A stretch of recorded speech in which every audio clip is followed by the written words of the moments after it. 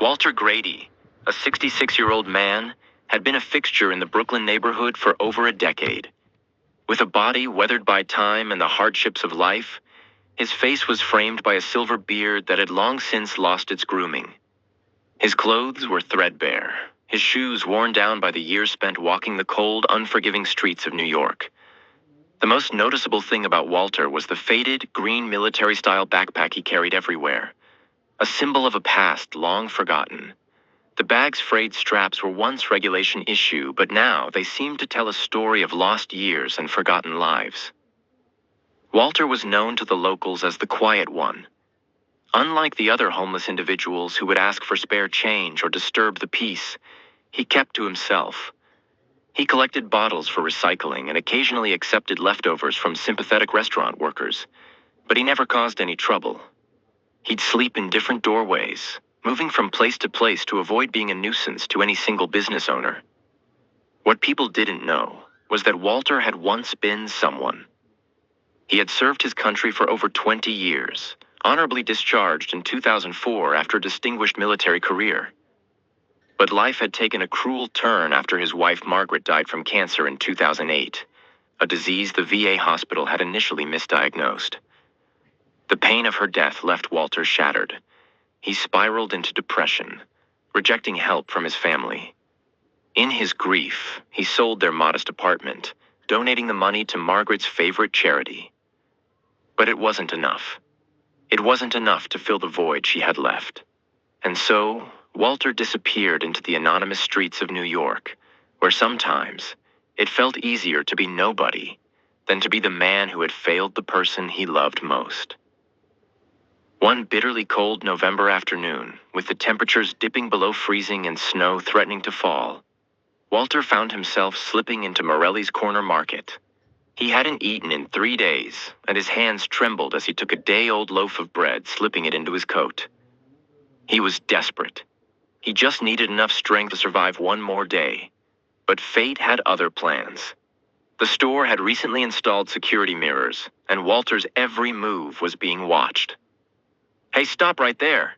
the store owner, Mr. Morelli, shouted, his voice cutting through the air. Walter didn't run. He stood there, still as stone, the bread visible in his jacket. He didn't even try to explain. "I just needed strength to live one more day," Walter said, his voice barely above a whisper. The police arrived within minutes. Officer Jenkins, the younger of the two, seemed uncomfortable as he placed the handcuffs on Walter's thin wrists. "You really a vet?" Jenkins asked, noticing the worn dog tag chain hanging around Walter's neck. The ID looked faded and battered, but it was enough for Jenkins to question the man's past. Walter simply nodded, his voice barely audible. "I used to be someone useful. But now, there was no use for him. He was just another homeless man in the system, another petty thief to be processed and forgotten." At the precinct, Walter was processed like any other petty thief. The public defender who met with him didn't seem interested in his story, more focused on clearing cases than understanding the man in front of him. Walter was assigned a court date for the next morning, a preliminary hearing where he would be formally charged. The next day, Walter sat in Brooklyn's municipal courtroom, still wearing the same clothes he'd worn the day before. His jacket was wrinkled from a night in holding, and he had no one to vouch for him. No family waiting for him. No friends. The courtroom was indifferent to his presence. There were no significant cases here, just another homeless man making his way through the system. In case no. 47,293, State versus Walter Grady. The clerk called monotonously. The young prosecutor adjusted his tie and began reading the charges. "Your Honor, the defendant was caught stealing a loaf of bread from the local market. Given his prior incidents of petty theft and lack of fixed address, we recommend continued detention until trial." The judge, Honorable Michael Carmichael, barely looked up from the case file. Known for his no-nonsense approach and swift judgments, Judge Carmichael's eyes flicked over the file and then back to Walter, who remained quiet, his head bowed. "Mr. Grady, how do you plead?" the judge asked without any real interest. "Guilty, Your Honor," Walter replied softly. "I was hungry." A snicker came from the back row, but the judge shot a glare in that direction, his face hardening. But then, as he read through Walter's file, something in the details made his breath catch. The name Walter Grady. This wasn't just any homeless man. Judge Carmichael's expression changed. His hand gripped the edge of the bench, turning white at the knuckles. He stared at Walter, then back at the file, and then back to Walter again, his mind racing. He abruptly stood, something no judge would do during a routine hearing. The courtroom fell silent. The prosecutor, unsure of what was happening, asked, "Your Honor?" But the judge only waved him off. Court will take a 15-minute recess," Judge Carmichael announced in a voice that was rougher than usual. "The defendant will remain here." The courtroom buzzed with whispers as the judge exited to his chambers. Walter remained still, his eyes fixed on the floor, either unaware or unconcerned by the strange turn of events. In his chambers, Judge Carmichael pulled out a worn photo from his desk drawer. A group of military personnel in desert fatigues, standing before a medical tent in Iraq. His hands trembled as he found himself in the picture, 20 years younger, before he pursued law. And there, standing tall in the back row, was Walter Grady. The judge, still shocked, activated his computer and ran a search through the military database he still had access to from his work with Veteran Affairs. The screen flashed with Walter's service record, confirming what the judge already suspected. Walter Grady had served 3 tours, 2 in Iraq and 1 in Afghanistan. He had worked in logistics, ensuring supplies reached forward operating bases during the most dangerous phases of both conflicts. Walter had received the Bronze Star for Valor when his convoy was ambushed in 2003. Instead of seeking cover, Walter had driven a burning supply truck away from wounded personnel, sustaining injuries, but saving 17 lives. The file also contained a photograph that had once made the front page of the New York Times. Walter carrying an injured Afghan child to a medical helicopter during a humanitarian mission. This image had briefly made him a symbol of American compassion amid warfare. But then public attention shifted, and Walter faded into obscurity. But the most shocking revelation came from a mission report from July 2003. The report had been classified until recently. During a chaotic evacuation under enemy fire, Walter had carried an injured medic, Private First Class Michael Carmichael, 2 miles to safety, despite sustaining shrapnel wounds himself. "My God," the judge whispered in disbelief. It was him, the man who had saved his life. Judge Carmichael had spent years trying to locate Walter, but had never known his full name. The only thing he knew was the voice shouting "Grady" across the chaos of battle. And now here Walter was, alone in the courtroom, ignored by the bailiff, forgotten by a society that had moved on without him. The judge knew what he had to do. Stay with us and discover how one simple act of kindness would change Walter Grady's fate forever. For 15 years, Walter Grady had lived on the margins of society, a shadow of the man he once was. The system he had once served in had long since forgotten him.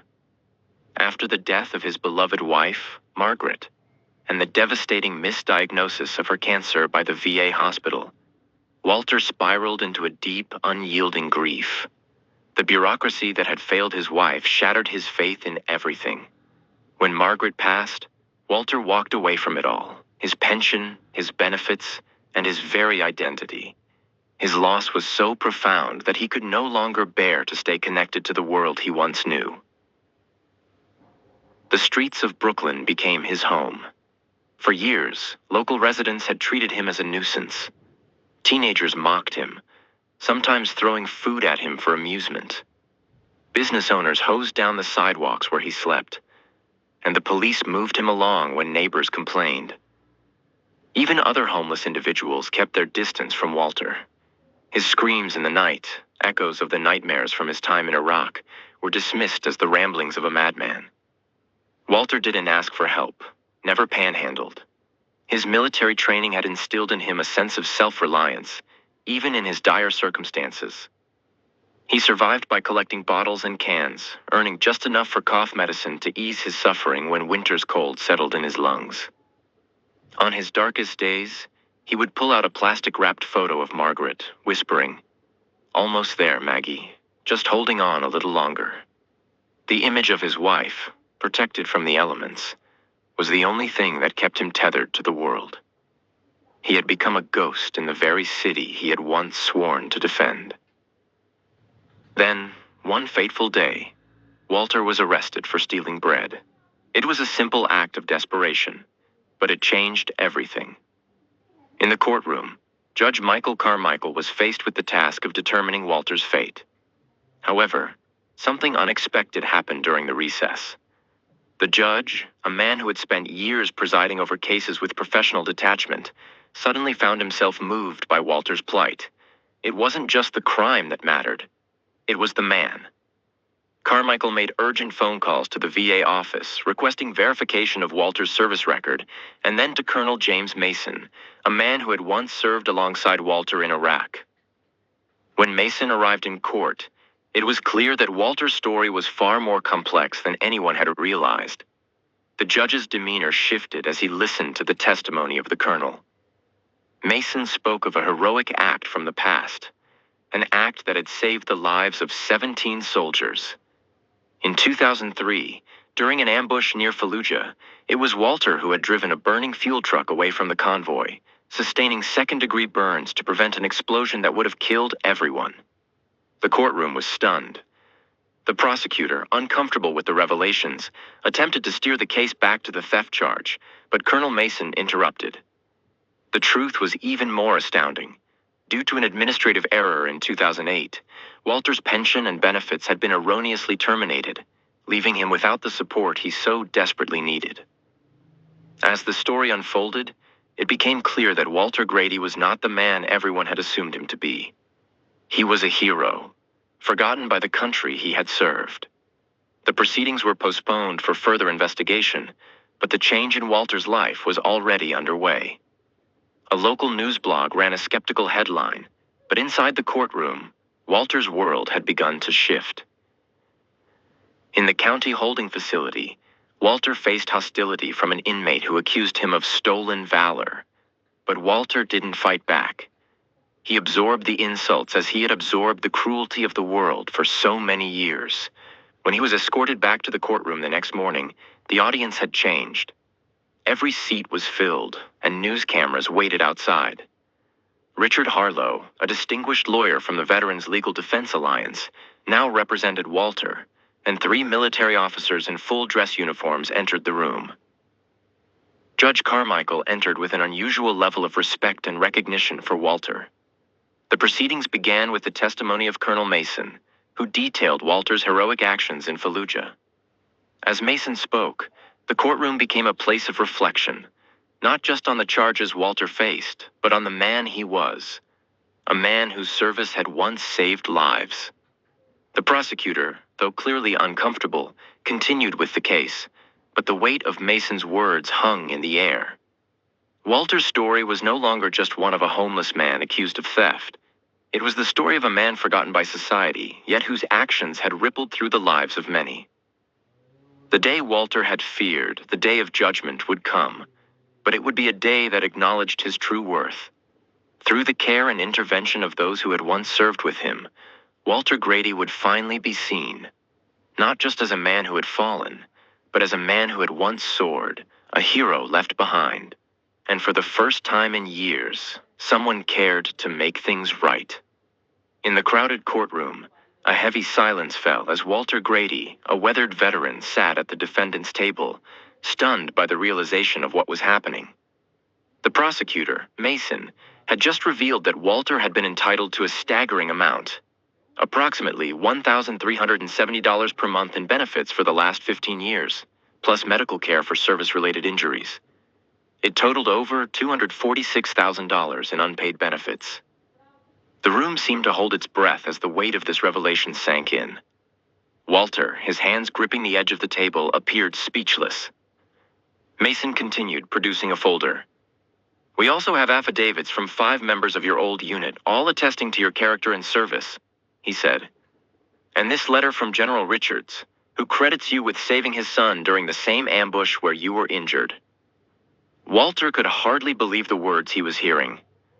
As the tension mounted, Judge Carmichael addressed Walter directly for the first time. Mr. Grady, would you please approach the bench? As Walter stood, uncertain of what would happen next, the judge continued, breaking protocol with his personal connection to the case. I did not recognize you yesterday. Only after reviewing your file did I realize that you were the man who saved my life in Iraq. A collective gasp rippled through the courtroom. The judge removed his glasses, his formal demeanor softening. I've spent nearly 2 decades trying to find you, and thank you. I never knew your full name. Just Grady shouted across the battlefield. Walter's voice, rough from years of silence, responded, I was just doing my job, sir. The judge's eyes softened further. You did far more than your job, he said, and this country has failed to do its job for you. The courtroom was still as the judge turned to the prosecutor. In light of these extraordinary circumstances, does the state wish to proceed with charges? The prosecutor, visibly moved, stood. Your Honor, the state moves to dismiss all charges against Mr. Grady with prejudice. The judge responded immediately. So ordered. Mr. Grady, you are free to go. This court extends its deepest apologies for the miscarriage of justice that has lasted far too long. As Walter stood there in stunned silence, the back doors of the courtroom opened and a woman in her 30s entered, her eyes searching the room until they landed on Walter. She approached slowly, tears streaming down her face. Uncle Walter, she said, I'm Rebecca, Margaret's niece. We've been looking for you for years. Walter's composure finally shattered as he embraced Rebecca. It was the first human contact he'd experienced in years that wasn't from the police. Outside the courtroom, reporters swarmed, thrusting microphones toward Colonel Mason. This is not just about one veteran, he stated firmly. This is about thousands of Walter Gradys who fall through the cracks in a system they defended. Today, we begin to make it right. The story went viral by the afternoon. News helicopters hovered over the courthouse as Walter emerged, now clean-shaven and wearing donated clothes, flanked by Colonel Mason and Judge Carmichael. The judge, now recused from the case, stood beside him as a private citizen. Yainchi. The story took an unexpected turn when Mr. Morelli, the store owner who had originally pressed charges, stepped through the crowd. I didn't know, he admitted, visibly shaken. I saw you as just another troublemaker. I'm ashamed now. Walter simply nodded, overwhelmed and silent. Within 48 hours, a veterans organization established a fund for Walter, which quickly raised over $200,000 in donations. Social media erupted with similar stories of veterans who had fallen through bureaucratic cracks, prompting the VA to announce a review of terminated benefits. In a private moment, away from the cameras, Judge Carmichael finally had the conversation he had been waiting 20 years to have. You carried me for 2 miles with shrapnel in your leg, he said quietly. The medics said you refused treatment until they stabilized me. You said something to me that day when I was going in and out of consciousness. You said, just keep breathing, kid. Your story isn't over. The judge looked at Walter, his voice thick with emotion. Those words kept me alive. They kept me fighting. I became a judge because I wanted to continue serving, just like you did. Walter looked at the judge, no longer seeing the authority figure, but the scared young medic he had once carried across a battlefield. I'm glad something good came from that day, Walter said softly. Not just something good, the judge replied. Everything good in my life since then. My career, my family, my chance to make a difference. It all exists because you didn't leave me behind. 3 days later, Walter stood in the judge's chambers, now wearing a new suit and proudly displaying his military decorations. The Bronze Star, the Purple Heart, and other ribbons telling the story of his service. A Veterans Affairs representative presented him with his back benefits, along with an additional settlement for the administrative error. As cameras captured the moment, Walter spoke publicly for the first time. "I don't want anyone's pity," he said. "I just hope that those who come after won't be forgotten like I was." The story transformed from a local human interest piece to a national conversation about how America treats its veterans. Legislators cited Walter's case when introducing bills to reform the benefits system. A powerful photograph of Walter, once a homeless veteran on the streets of Brooklyn, now standing proudly, circulated alongside an image of him carrying an Afghan child. The juxtaposition forced uncomfortable questions about national priorities. 6 months later, Walter moved into Veterans Village, a supportive housing community in Brooklyn. His small apartment was the first place he could truly call home since Margaret's death. Though it contained few possessions, it featured a wall dedicated to photographs. Margaret on their wedding day, his old unit in Iraq, and a new image of him with Judge Carmichael at a veterans recognition ceremony. Walter had once been invisible, but now he was impossible to ignore. This is the story of a man who was left behind but never gave up. It's a reminder that justice may be delayed, but it is never too late to right the wrongs that have been done. Walter Grady's story became a beacon of hope, a message to every forgotten veteran that their sacrifices will not go unnoticed. Walter Grady, a quiet figure in Brooklyn, had long been a symbol of resilience and forgotten valor. While he turned down most interview requests, he found a rare opportunity to connect with others through speaking engagements at local schools. It was here, in front of students, that Walter shared his story, the heroism of his military service, the grueling struggles he faced upon returning home, and the profound challenges that came with reintegrating into civilian life. He spoke with such unassuming dignity that even troubled teenagers, burdened by their own struggles, found solace in his straightforward manner. They didn't hear judgment, only the raw truth of a man who had lived through both greatness and hardship. Every afternoon, Walter could be found at Prospect Park, seated on a familiar bench watching children play. It was the same bench where he had once slept when the cold winds of winter made his usual doorways uninhabitable.